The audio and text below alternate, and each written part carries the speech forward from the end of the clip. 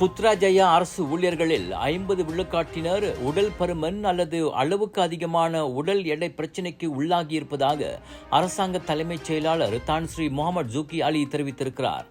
இதனை கருத்திற்கொண்டு தங்களது உடல் ஆரோக்கியத்திற்காக பல்வேறு ஆரோக்கியமான நடவடிக்கைகளில் ஈடுபடும்படி அரசு ஊழியர்கள் ஊக்குவிக்கப்படுவதாக அவர் கூறினார். அவர்கள் மெதுவோட்டம் போன்ற பயிற்சியை மேற்கொள்வதன் மூலம் உடல் எடையை குறைத்து ஆரோக்கியமாக இருக்க முடியும் என கா ஃப்ரீ டே நிகழ்ச்சியில் கலந்து கொண்ட போது முகமது ஜூக்கி தெரிவித்தார். இந்த நிகழ்ச்சியை துணை பிரதமர் டத்துஸ்ரீ ஃபடிலா யூசுப் தொடக்கி வைத்தார்.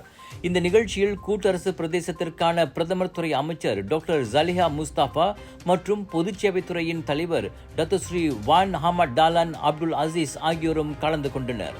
நாடு முழுவதிலும் அரசாங்கத்தின் ஒவ்வொரு அமைச்சு மற்றும் நிறுவனத்தில் வார இறுதியில் ஆரோக்கியத்திற்காக மெதுவோட்ட பயிற்சி ஏற்பாடு செய்யப்படும் என முகமது ஜூக்கி தெரிவித்தார்.